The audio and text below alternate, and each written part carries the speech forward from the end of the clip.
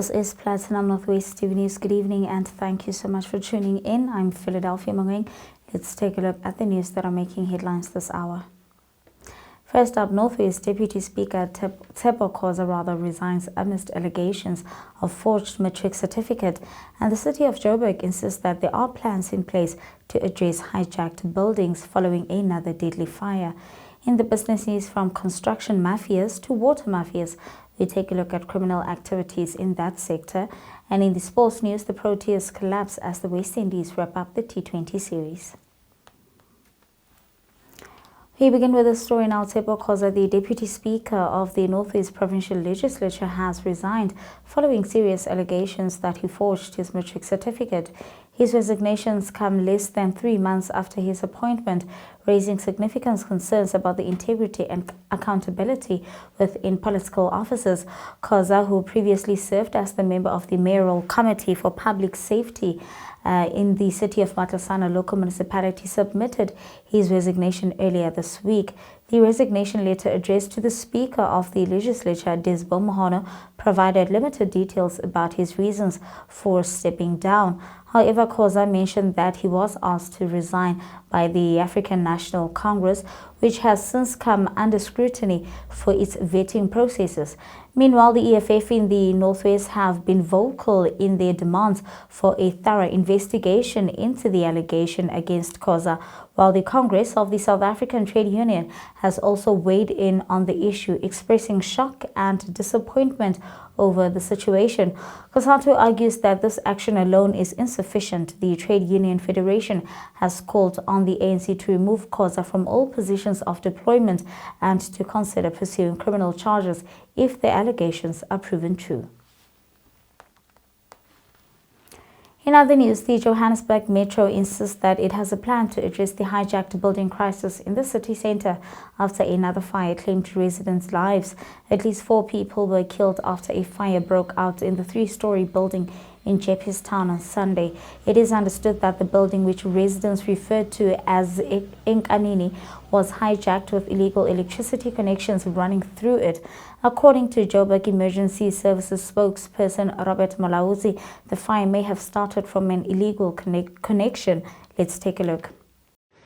Greetings. Firefighters have managed to extinguish the fire, which started early hours of this morning in Town, in one of the abandoned buildings, as you can see behind me.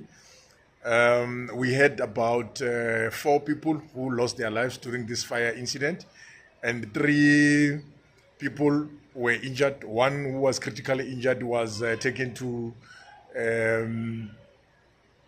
Charlotte Matric Hospital for further medical care, and the other 2 were taken to Hillbrow for further medical care. At this stage, the cause of the fire is believed to be an illegal connection, since you can see that this is an abandoned building.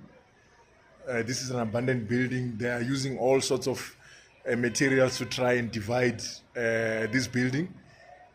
You know, using partitions, sheet metals to create space to live, so that they can be able to live in these buildings like this. So right now, we will be handing over the building to South African Police Service for further investigations. Now, the blaze which gutted the building has since been contained, leaving scores of people homeless. Sunday's Tshepo fire occurred nearly after a year after the Usindiso building blaze that claimed 76 lives on the 31st of August 2023.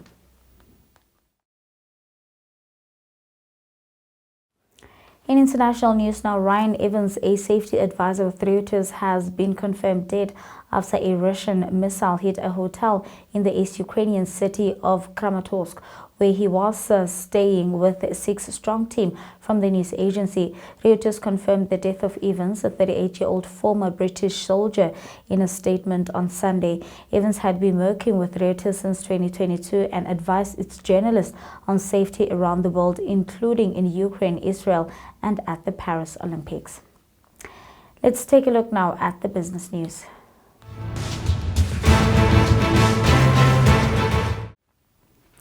In the business news, it started with the construction mafia, but water seems to be the next big honeypot for organized crime. Across the country, criminal gangs are destroying municipal infrastructure so that they can sell water at extortionate rates. All it takes is an ice pick through a water mains pipe or a smashed pump, and entire communities are left with dry taps for days or weeks. The water tank thieves are on hand to supply thirsty residents their basic needs at anything from 6 to 15 times the going municipal rate. In more business news, with the countdown to the implementation of the two-pot retirement claims in less than a week, there is some good news for those who owe the South African Revenue Service and have made debt arrangements. Now, SARS says that if a person has made an arrangement to pay off the debt to the entity, then their claim from the two-pot retirement system will not be deducted to settle their outstanding debt. It says all deductions will be made in terms of the existing arrangement plan. The Revenue Service has warned pension fund members who are owing without any arrangements that their claims will first be deducted before any payouts are made. SARS has warned that employees with outstanding tax returns or not registered for tax will not be able to claim. It says that members can still register through its website. All claims will be taxed at a rate applicable to an individual. And that's it from the business news. After this, we take a look at the sports.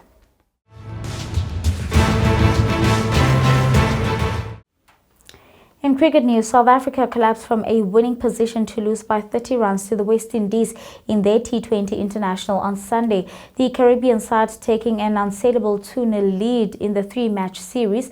West Indies made 179 for 6, but the South Africans were well on their way to victory, reaching 129 for 3 with more than 6 overs remaining.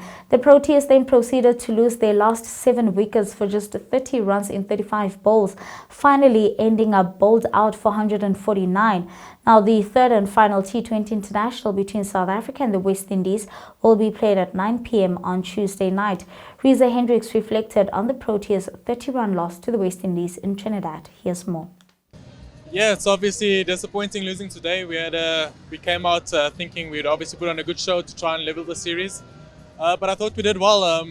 We bowled particularly well, and I thought the score they got was a fast score, and we set it up nicely. Unfortunately, we lost our way the middle towards the back end. Quite disappointing, obviously, not to get over the line and win and level the series today. No, I thought it was a good wicket. I thought it played particularly well throughout the game. It definitely slowed down second innings, sort of the last 10 overs. But generally, I thought it was a good wicket, we felt it was a good score. We thought it was par on this wicket. As mentioned, I thought it was a good wicket, We played really well to get this close. Obviously disappointing, the last 10 overs didn't go according to plan. But quite happy with most part of it. Unfortunately, we couldn't get over the line at the end here.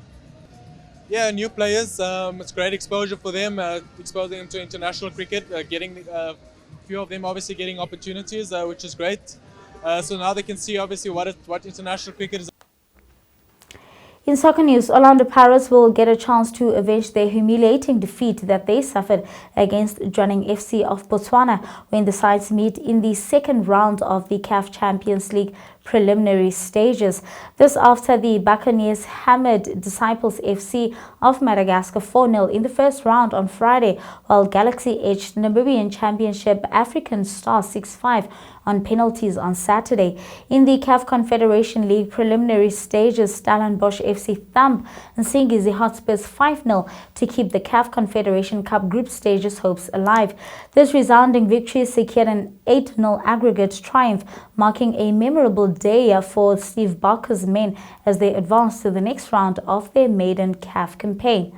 Barker also heaped praise on Langelihle Pili, who was making his full debut with Stellenbosch.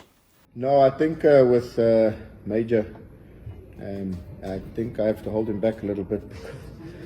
Since he joined us, he was an Engine Player of the Tournament in Western Cape, Engine Player of the Tournament nationally.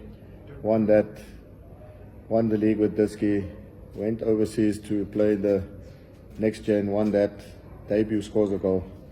So I think Cloud9 for Major, but it's all good because he's getting the opportunities and he's taking the opportunities. So it's very important for us as a team, the way we sort of do our work we allow a lot of opportunity for young players. If you look in our squad currently, out of the 25 that we have, 11 have graduated from our DDC team, and that's a good return for us. So Tylen Smith unfortunately didn't get on the pitch, and I forgot Major also made the under-20 national team amongst all those others. So it's been a big upward curve for him, and it's good when you can allow them to get into these type of matches. Obviously, Sundowns midweek and next week Sunday is a different type of prospect and a different type of game, but just the confidence that he got from today is really immense. And that's all from tonight's bulletin. Thank you so much for watching. The team will be back again tomorrow evening. Till then, good night and take care.